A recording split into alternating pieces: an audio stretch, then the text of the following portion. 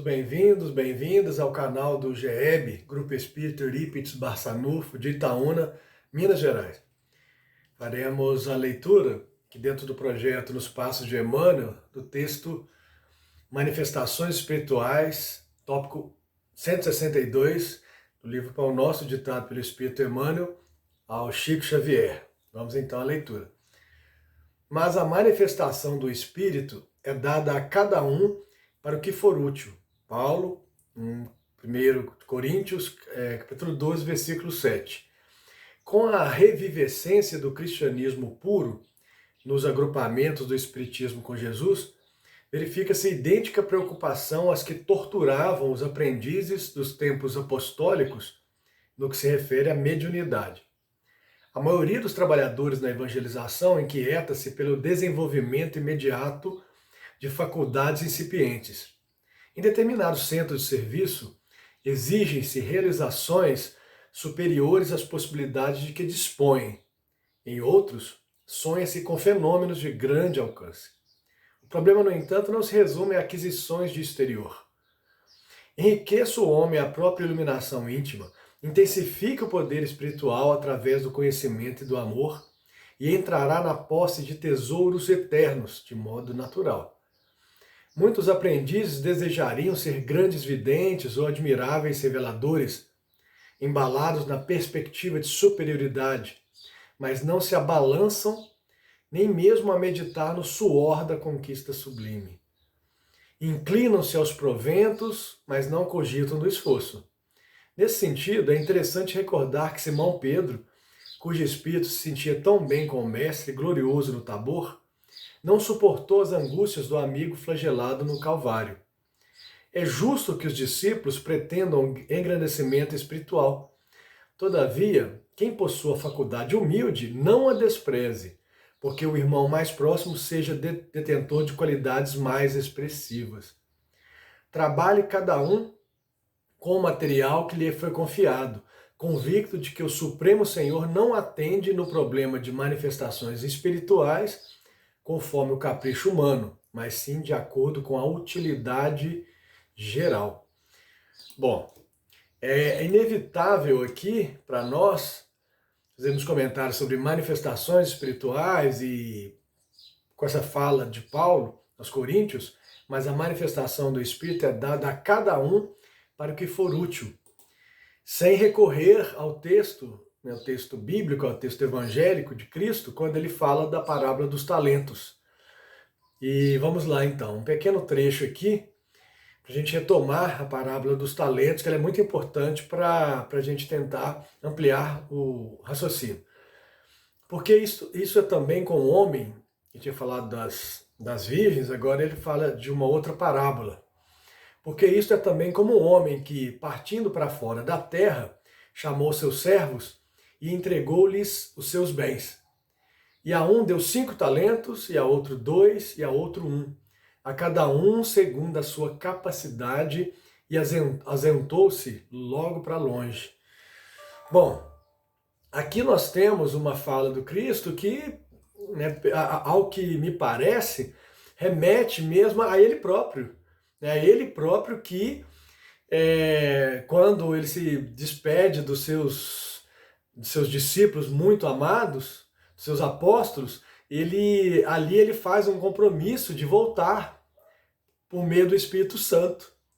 Mas ele volta para auxiliar, porque a cada um conforme a sua obra, cada um deve agir, cada um deve ter a sua parcela nessa obra, claro. E aliás, a importância e a beleza está nisso. O trabalho não é exterior, ele é interior, é o trabalho que eu vou fazer a partir de mim e aí sim ganhar o exterior a partir das minhas palavras, da materialização do meu pensamento, para que eu possa atingir o outro, para que eu possa interferir na vida do outro. Mas eu preciso iniciar a minha reforma íntima para que eu possa, de alguma forma, ser útil, né? Fala-se de utilidade também, Emmanuel. Então, é a partir dessa visão, desses talentos aqui, né, dessa parábola, que remete ao próprio Cristo, ao próprio Senhor, nosso Mestre, que, partindo para fora da terra, Mas é interessante que ele vem para a Terra, conversa, né, deixa a sua mensagem aqui, chama para o trabalho, né, escolhe os seus apóstolos, escolhe o seu apostolado para caminhar na Terra, todos homens simples, mas de uma grandeza moral, né? Simão Pedro é mencionado também no texto do Emmanuel, que é de uma grandiosidade enorme, moral e espiritual, e a partir daí ele deixa a mensagem, deixa a palavra, mas ele lembra o seguinte: a cada um conforme a sua obra, repetindo aqui, e distribui, todos temos talentos, mas não há talentos iguais, cada um tem o seu talento conforme o seu merecimento e conforme o seu grau de responsabilidade nessa terra. E a um deu 5 talentos, e a outro 2, e a outro 1. A cada um segundo a sua capacidade, e ausentou-se logo para longe. Ele vai embora, mas volta. E ele volta para prestar contas.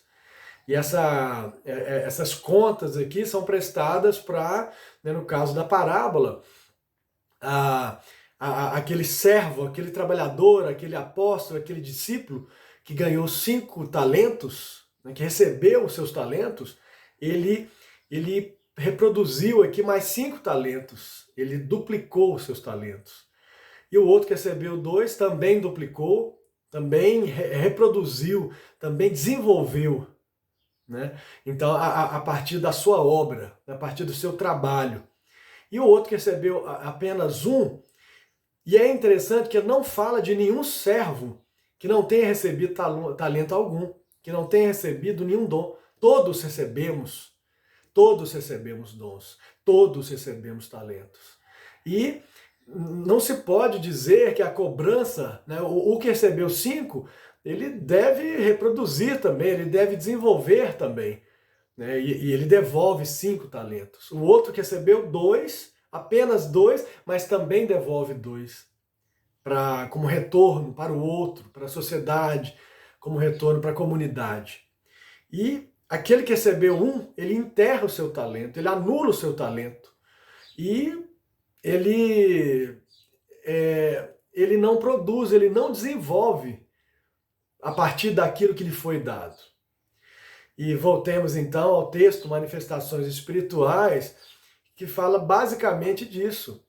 A manifestação do Espírito é dada a cada um para o que for útil. Então, né, eu sempre costumo brincar sobre a minha mediunidade, que é muito pequena, que às vezes eu acho que ela até é inexistente, eu tenho às vezes esse pensamento, mas não, todos nós somos médiuns, todos nós recebemos algum grau de mediunidade, sim, e que essas manifestações espirituais sejam desenvolvidas para todos nós, para aqueles que receberam muito mais, né, para aqueles que receberam um dom da mediunidade, que é pelo merecimento, muitas vezes pelos débitos, pelos créditos, mas diz respeito aquilo que é importante para cada um. Com a revivescência do cristianismo puro nos agrupamentos do espiritismo com Jesus, verifica-se idêntica preocupação aos que torturavam os aprendizes dos tempos apostólicos, no que se refere à mediunidade. A cobrança é muito grande. A maioria dos trabalhadores na evangelização inquieta-se pelo desenvolvimento imediato de faculdades incipientes. Em determinados centros de serviço, exigem-se realizações superiores às possibilidades de que dispõem. Em outros, sonha-se com fenômenos de grande alcance. Olha nós aqui, buscando os fenômenos, né? Buscando, muitas vezes, enxergar o que está do nosso lado, ao nosso alcance, numa mensagem de uma criança, numa mensagem de um mendigo na rua, uma pessoa em situação de rua que nos diz, às vezes, aquilo que a gente precisa ouvir. O problema, no entanto, não se resume a aquisições de exterior. Enriqueça o homem a própria iluminação íntima, intensifique o poder espiritual através do conhecimento e do amor, da reforma íntima, e entrará na posse de tesouros eternos de modo natural, sem forçar nada. Muitos aprendizes desejariam ser grandes videntes ou admiráveis reveladores, embalados na perspectiva de superioridade, mas não se abalançam nem mesmo a meditar no suor da conquista sublime. Não fazem ou não fazemos um exercício interior para analisar tudo que somos, tudo que temos, que muitas vezes é grandioso, sim, e é importante, sim, e estamos sempre em busca de fenômenos, de situações, de milagres, e talvez não percebamos esses milagres que acontecem de forma não tão ostensiva, mas que acontecem todos os dias. Inclinam-se aos proventos, mas não cogitam do esforço. Sempre pensamos no resultado, mas não pensamos no esforço. Pensamos na chegada, mas não refletimos sobre o caminho. Nesse sentido, é interessante recordar que Simão Pedro, cujo espírito se sentia tão bem com o Mestre glorioso no Tabor, não suportou as angústias do amigo flagelado no Calvário, sucumbiu, mas ao mesmo tempo buscou a revelação do próprio Espírito, do Espírito Santo, do próprio Mestre, procurou entender também a sua missão na Terra e a força do seu trabalho. É justo que os discípulos pretendam o engrandecimento espiritual. Todavia, quem possua a faculdade humilde, não a despreze porque o irmão mais próximo seja detentor de qualidades mais expressivas. Trabalhe cada um com o material que lhe foi confiado, convicto de que o Supremo Senhor não atende no problema de manifestações espirituais conforme o capricho humano, mas sim de acordo com a utilidade geral. Uma mensagem bem clara para dizer o seguinte: vamos trabalhar com aquilo que nós recebemos e vamos produzir para que sejamos úteis, para que possamos fazer a diferença ao nosso redor. E que assim seja.